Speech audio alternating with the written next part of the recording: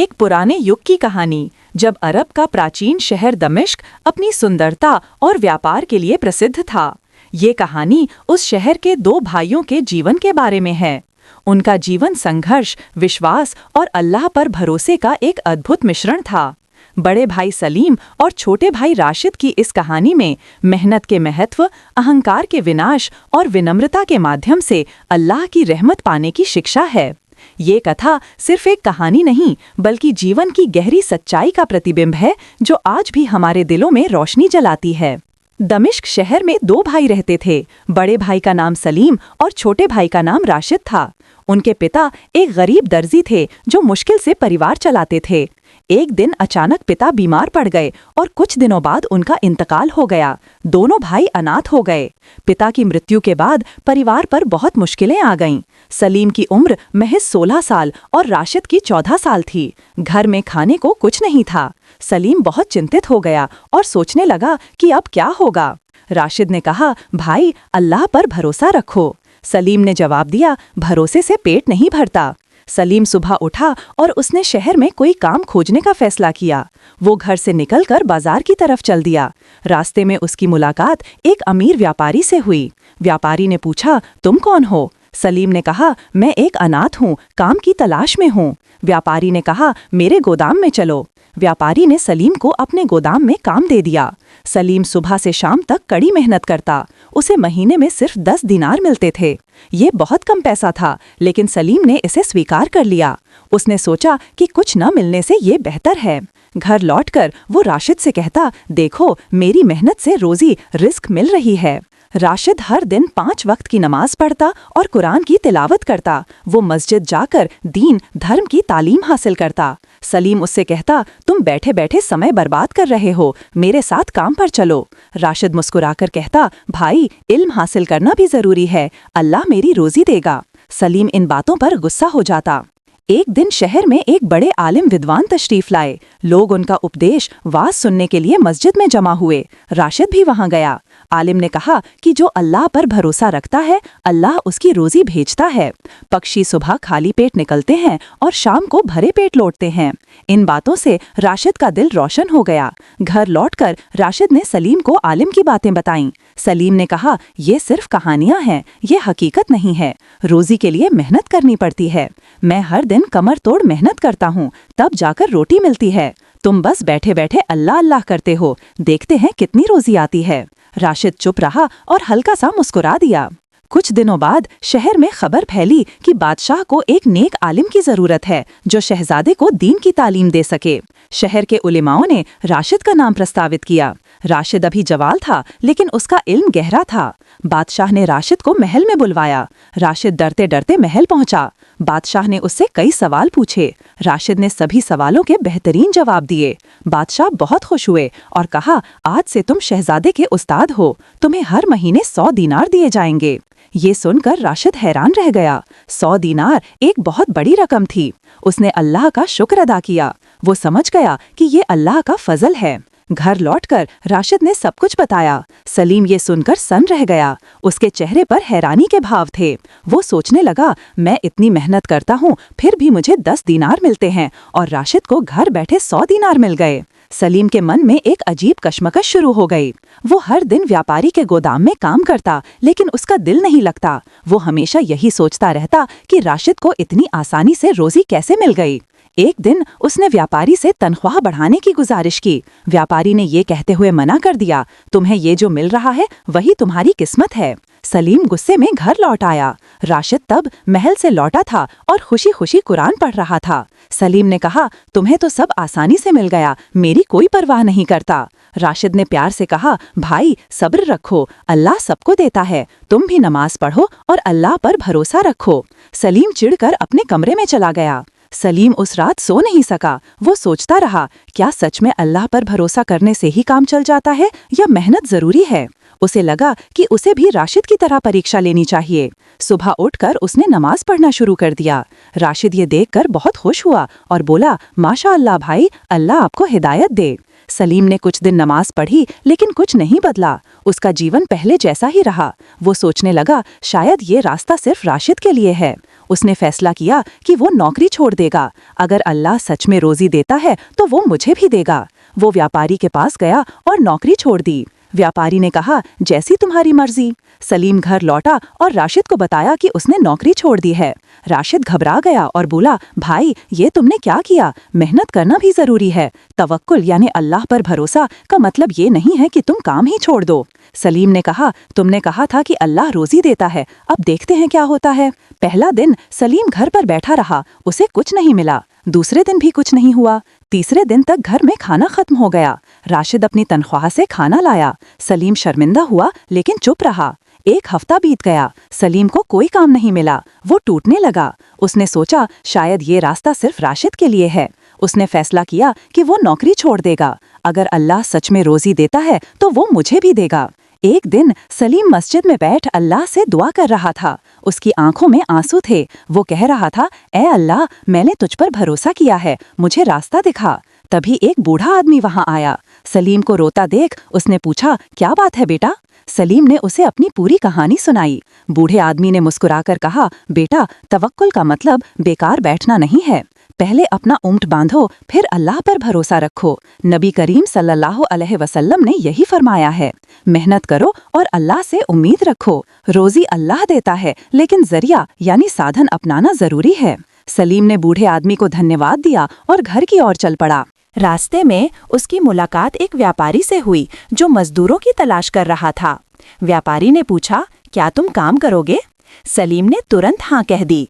व्यापारी ने कहा, मैं तुम्हें महीने के 20 दीनार दूंगा। सलीम की खुशी का ठिकाना न रहा, ये पहले से 2 गुना था। घर लौटकर उसने राशिद को सब कुछ बताया। राशिद बहुत खुश हुआ। दोनों भाइयों ने मिलकर अल्लाह का शुक्र अदा किया। अब सलीम नमाज भी पढ़ता था और मेहनत भी करता था। जीवन में बरकत आने लगी। कुछ महीने बीत गए। दोनों भाइयों का जीवन अच्छा चल रहा था। सलीम अपने नए काम में लगन से मेहनत करता। व्यापारी उसकी ईमानदारी से बहुत खुश था। एक दिन व्यापारी ने सलीम को बुलाया और कहा, तुम बहुत अच्छे इंसान हो, मैं तुम्हें अपना हिस्सेदार पार्टनर बनाना चाहता हूँ। सलीम यह सुनकर हैरान रह गया। उसने धन्यवाद दिया। सलीम अब व्यापारी का हिस्सेदार बन गया। उसके पास पहले से ज्यादा दौलत आने लगी। वो अच्छे कपड़े पहनने लगा और अच्छा खाना खाने लगा। राशिद अभी भी सादा जीवन जीता था। वो अपनी तनख्वाह का एक हिस्सा गरीबों की मदद में खर्च करता। सलीम कहता, भाई, अब हमारे पास पैसा है, आराम से रहो। राशिद मुस्कुराकर कहता, ये अल्लाह की अमानत है। जैसे जैसे उसकी दौलत बढ़ी, सलीम के दिल में अहंकार आ गया। वो सोचने लगा, ये मेरी मेहनत का फल है। वो नमाज में सुस्ती करने लगा और मस्जिद कम जाने लगा। राशिद ने उसे बार बार समझाया, लेकिन सलीम ने नहीं सुना। एक दिन सलीम ने कहा, मेरी दौलत मेरी मेहनत से आई है, अल्लाह का शुक्र है, हाँ, लेकिन मैं सच में इसका हकदार हूँ। यह सुनकर राशिद का दिल टूट गया। उसने कहा, भाई, यह अहंकार खतरनाक है। अल्लाह जो देता है वो वापस भी ले सकता है, विनम्र रहो। सलीम हंसा और बोला, तुम चिंता मत करो, मैं सावधान हूँ, मैं अपनी दौलत को संभालना जानता हूँ। राशिद ने चुपके से अल्लाह से दुआ की, ए अल्लाह, मेरे भाई को हिदायत दे। एक दिन शहर में अकाल पड़ गया। बारिश नहीं हुई, फसलें बर्बाद हो गईं, लोगों के पास खाने की कमी हो गई, कीमतें आसमान छूने लगीं, व्यापारियों का धंधा चौपट हो गया। सलीम के हिस्सेदार ने कहा, अब हमें अपना माल जखीरा कर लेना चाहिए, बाद में जब कीमत और बढ़ेगी तो हम ज्यादा मुनाफा कमाएंगे। सलीम इस बात के लिए राजी हो गया। जब राशिद को यह पता चला तो उसने सलीम को रोकने की कोशिश की। उसने कहा, भाई, यह जुल्म है, लोग भूख से मर रहे हैं और तुम मुनाफे के बारे में सोच रहे हो, यह हराम कमाई है। सलीम ने कहा, यह व्यापार है, सब यही करते हैं, तुम नादान हो इसलिए नहीं समझते। राशिद ने कहा, यह अल्लाह को नाराज करना है, लेकिन सलीम ने नहीं सुना। सलीम और उसका हिस्सेदार अनाज जमा करने लगे। उन्होंने अनाज खरीदा और गोदाम भर दिया। बाहर गरीब लोग भूख से तड़प रहे थे, लेकिन सलीम के दिल में दया नहीं आई। उसने सोचा कि कुछ और दिनों में कीमत और भी बढ़ जाएगी। राशिद हर दिन उसके लिए दुआ करता। एक रात राशिद ने एक ख्वाब देखा। ख्वाब में एक नूरानी तेजस्वी बुजुर्ग ने कहा, राशिद, तुम्हारा भाई गलत रास्ते पर है। अल्लाह उसकी परीक्षा ले रहा है। अगर वो नहीं संभला तो वो सब कुछ खो देगा। उसे आखिरी बार समझाओ। राशिद जाग गया। उसका शरीर पसीने से भीगा हुआ था। सुबह होते ही वो सलीम के पास गया और कहा, भाई, मैंने एक ख्वाब देखा है।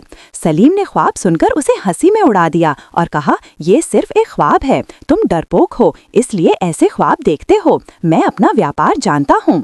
राशिद का दिल टूट गया। उसने आखिरी बार कहा, भाई, अल्लाह से डरो, गरीबों की मदद करो, यह दौलत तुम्हारे काम नहीं आएगी। सलीम ने गुस्से में कहा, बस अपनी बकवास बंद करो। उसी रात शहर में तूफान आया। भारी बारिश होने लगी। तेज हवाएं चलने लगी। सलीम के हिस्सेदार का गोदाम नदी के किनारे था। नदी में बाढ़ आ गई। पानी गोदाम में घुस गया। सारा अनाज पानी में बह गया और बर्बाद हो गया। सुबह सलीम देखने गया, सब कुछ तबाह हो चुका था।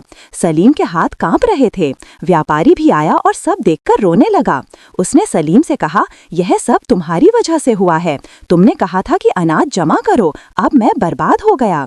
आज से हमारी हिस्सेदारी खत्म। सलीम चुपचाप सब सुनता रहा। सलीम भारी मन से घर की ओर चला। उसकी आंखों में आंसू थे। वो सोच रहा था, राशिद ने मुझे कितनी बार रोका था। उसने ख्वाब में भी चेतावनी दी थी, लेकिन मैंने अपने अहंकार में किसी की नहीं सुनी। अब अल्लाह ने मुझे सजा दी है। घर पहुंचकर वो राशिद के सामने बैठ गया। उसने सिर झुका लिया और रोने लगा। राशिद ने प्यार से सलीम के कंधे पर हाथ रखा और कहा, भाई, रोने से कुछ नहीं होगा। अल्लाह से तौबा करो और नई शुरुआत करो। अल्लाह बहुत माफ करने वाला है। सलीम ने कहा, मैंने बहुत बड़ा गुनाह किया है। लोग भूखे थे और मैं उनका फायदा उठाना चाहता था। अल्लाह मुझे कैसे माफ करेगा? राशिद ने कहा, अल्लाह की रहमत बहुत बड़ी है। अगर तुम सच्चे दिल से तौबा करोगे तो अल्लाह जरूर माफ कर देगा। फिर से मेहनत शुरू करो, अल्लाह फिर से रोजी देगा। सलीम ने वजू किया और 2 रकात नमाज पढ़ी। वो सजदे में गिर गया और अल्लाह से माफ़ी मांगी। उसने कहा, ए अल्लाह, मैं गुनहगार हूँ, मुझे माफ़ कर दे। उसका दिल हल्का महसूस हुआ। अगले दिन सलीम काम की तलाश करने लगा, लेकिन उसे कोई काम नहीं मिला। शहर में अकाल के कारण धंधे बंद थे। लोग खुद मुश्किल में थे। कुछ दिन बीत गए और कोई काम नहीं मिला। सलीम चिंतित हो गया। राशिद अपनी तनख्वाह से दोनों का खर्च चलाता था। सलीम शर्मिंदा था, लेकिन अल्लाह पर भरोसा रखता था। एक दिन सलीम मस्जिद के बाहर बैठा था। एक बूढ़ी औरत वहां से गुजर रही थी। उसके हाथ में भारी बोझ था। चलते चलते वो गिर गई। सलीम तुरंत उठा और उसे संभाला। उसने बोझ उठाया और कहा, अम्मा, आप कहाँ जाएंगी? बूढ़ी औरत ने कहा, बेटा, मुझे मेरे घर तक पहुँचा दो। सलीम ने बोझ उठाया और उसे उसके घर तक पहुँचा दिया। बूढ़ी औरत ने सलीम को दुआ दी, अल्लाह तुम्हें खुश रखे। वापस आते समय सलीम की मुलाकात एक आदमी से हुई। उसने कहा, मैं तुम्हें देख रहा था। तुमने उस बूढ़ी औरत की बहुत मेहरबानी से मदद की। मैं एक कारवां यानी काफिला का सरदार हूँ। मुझे एक भरोसेमंद आदमी की जरूरत है। क्या तुम मेरे साथ काम करोगे? सलीम ने खुशी से हाँ कह दी। कारवां के सरदार ने कहा, हम अगले हफ्ते सफर पर निकलेंगे। तुम्हें माल की हिफाजत करनी होगी। तनख्वाह महीने के 50 दीनार होगी। सलीम हैरान रह गया। उसे इतनी ज्यादा तनख्वाह कभी नहीं मिली थी। उसने अल्लाह का शुक्र अदा किया। वो समझ गया कि अल्लाह ने कामों का बदला तुरंत देता है। घर लौटकर सलीम ने राशिद को खुशखबरी दी। राशिद बहुत खुश हुआ और बोला, देखा भाई, अल्लाह ने फिर से दिया। अल्लाह अपने बंदों को कभी निराश नहीं करता। जो तौबा करता है, अल्लाह उसे एक नया मौका देता है। सलीम ने कहा, मैं आज यह दिन इसलिए देख रहा हूँ क्योंकि तुमने मेरी मदद की। तुमने मुझे अल्लाह के रास्ते पर वापस लाया। दोनों भाइयों ने मिलकर शुक्राने की नमाज पढ़ी। सलीम अब पूरी तरह बदल गया था। उसने फैसला किया कि वो जो भी कमाएगा उसमें से गरीबों को भी देगा। अगले हफ्ते कारवां रवाना हुआ। सलीम ने अपने भाई राशिद को विदा कहा। राशिद ने दुआ की, अल्लाह सफर में तुम्हारी हिफाजत करे। कारवां में 20 ऊंट थे जिन पर कीमती माल लदा हुआ था। सलीम की जिम्मेदारी माल की हिफाजत करना थी। सरदार ने कहा, रास्ते में डाकू भी हो सकते हैं, सावधान रहना। सलीम ने सहमति में सिर झुकाया। सफर कई दिनों का था। रास्ता रेगिस्तान और पहाड़ों से होकर गुजरता था। सलीम रात में जागकर माल की निगरानी करता। कारवां दिन में चलता था। वो समय पर नमाज पढ़ता और कुरान की आयतें पढ़ता। बाकी साथी उसकी नेक आदतें देखकर हैरान थे। एक ने कहा, सलीम, तुम बहुत नेक इंसान लगते हो। सलीम मुस्कुराया और चुप रहा। चौथे दिन कारवां एक सुनसान इलाके से गुजर रहा था। अचानक पहाड़ों से डाकुओं ने हमला कर दिया। वे चिल्ला रहे थे, माल छोड़ दो। कारवां के लोग डर गए। सरदार ने कहा, यहाँ से भागो, लेकिन सलीम ने हिम्मत नहीं हारी। उसने कहा, हम अमानत की हिफाजत करेंगे, अल्लाह हमारी मदद करेगा। सलीम ने जोर से अल्लाह का नाम लिया। बाकी साथियों में भी हिम्मत आ गई। उन्होंने अपनी लाठियां उठाईं और डाकुओं का मुकाबला किया। सलीम ने बहुत बहादुरी से लड़ाई लड़ी। डाकुओं को समझ आ गया कि ये आसान शिकार नहीं है। थोड़ी देर बाद डाकू भाग गए। कारवां के लोगों ने खुशी से नारे लगाए। सरदार ने सलीम को गले लगाया और कहा, तुम्हारी हिम्मत ने आज सबको बचा लिया। अगर तुम न होते तो हम बर्बाद हो जाते। मैं तुमसे बहुत खुश हूँ। सलीम ने कहा, ये सब अल्लाह का फजल है, मैंने सिर्फ अपनी जिम्मेदारी निभाई। अमानत की हिफाजत करना हर मुसलमान का फर्ज है। सरदार ने मन ही मन सोचा, ये सच में एक सच्चा मोमिन यानी विश्वासी है। कारवां अपनी मंजिल पर पहुंच गया। वो एक बड़े शहर में दाखिल हुआ। वहां सरदार ने अपना माल बेचा और अच्छा मुनाफा कमाया।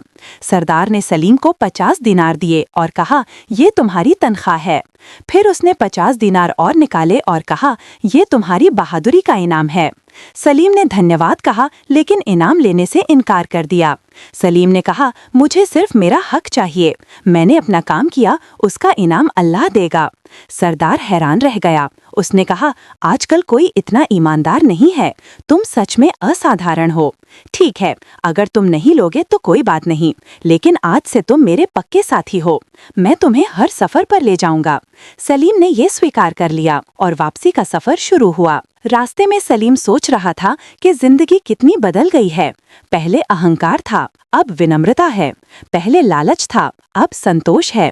ये सब अल्लाह की मेहरबानी और राशिद की दुआओं का फल है। एक हफ्ते बाद वो अपने शहर लौटा। राशिद उसे देखकर बहुत खुश हुआ। सलीम ने राशिद को पूरी घटना सुनाई। राशिद ने अल्लाह का शुक्र अदा किया।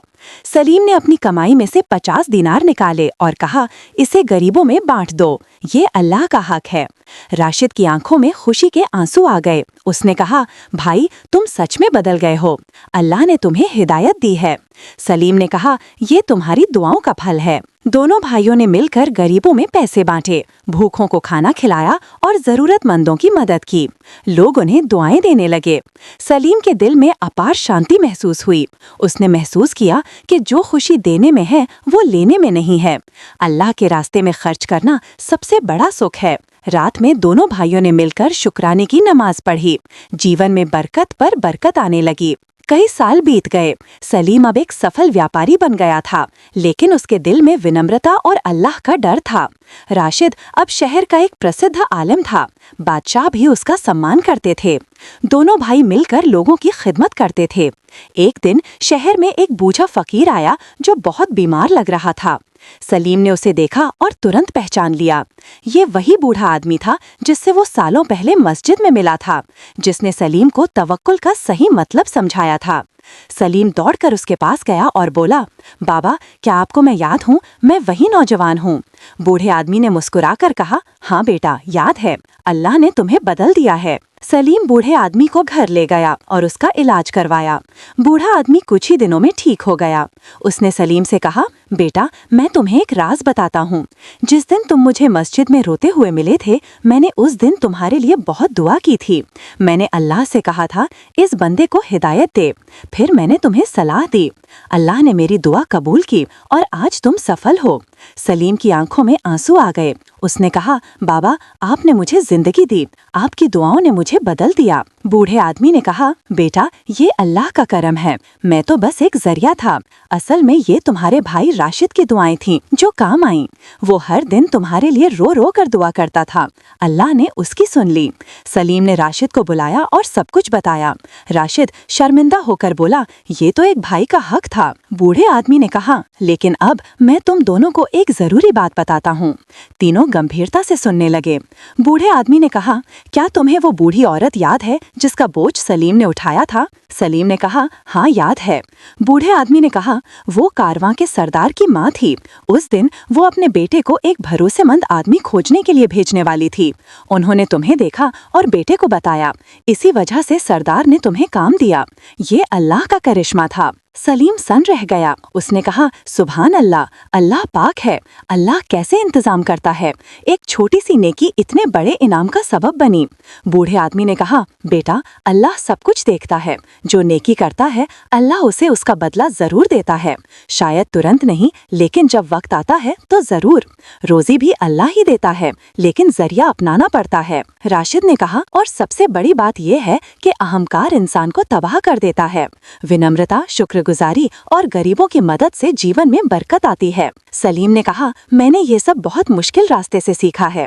पहले मैंने सब कुछ खो दिया, फिर अल्लाह ने सब कुछ वापस दे दिया। बूढ़े आदमी ने कहा, यही तो अल्लाह की रहमत है। वो अपने बंदों की परीक्षा लेता है, फिर उन्हें इनाम देता है। बूढ़ा आदमी कुछ दिनों बाद विदा हो गया। जाते समय उसने कहा, बेटो, अब ये तुम्हारी जिम्मेदारी है। लोगों को सिखाओ कि रोजी अल्लाह देता है। मेहनत करो, लेकिन अल्लाह पर भरोसा रखो। अहंकार मत करो और गरीबों की मदद करो। दोनों भाइयों ने वादा किया कि वे इस पैगाम को फैलाएंगे। बूढ़े आदमी ने दुआ दी और चले गए। दोनों भाइयों ने जीवन भर लोगों को यही शिक्षा दी। सलीम व्यापार करता और राशिद इल्म सिखाता। दोनों गरीबों की मदद करते और अल्लाह का शुक्र अदा करते। उनके जीवन से लोगों ने सीखा कि रोजी अल्लाह देता है, मेहनत जरिया है, अहंकार विनाश है और विनम्रता कामयाबी की कुंजी है। लोग आज भी ये कहानी अपने बच्चों को सुनाते हैं। दोस्तों, रोजी अल्लाह के हाथ में है, लेकिन मेहनत करना और जरिया अपनाना भी जरूरी है। अहंकार और लालच इंसान को तबाह कर देते हैं। विनम्रता, शुक्रगुजारी और गरीबों की मदद से जीवन में बरकत आती है। अल्लाह नेक कामों का बदला जरूर देता है। अल्लाह पर भरोसा रखो, सब्र करो और नेक काम करते रहो। दोस्तों, उम्मीद है कि आपको ये कहानी पसंद आई होगी। अगर कहानी पसंद आई हो तो कृपया इसे एक लाइक करें और कमेंट्स में बताएं कि आपको कहानी कैसी लगी। ऐसी ही दिल छू लेने वाली कहानियां सुनने के लिए चैनल को सब्सक्राइब करें। अल्लाह हम सबको हिदायत दे और हलाल रोजी अता करे। आमीन।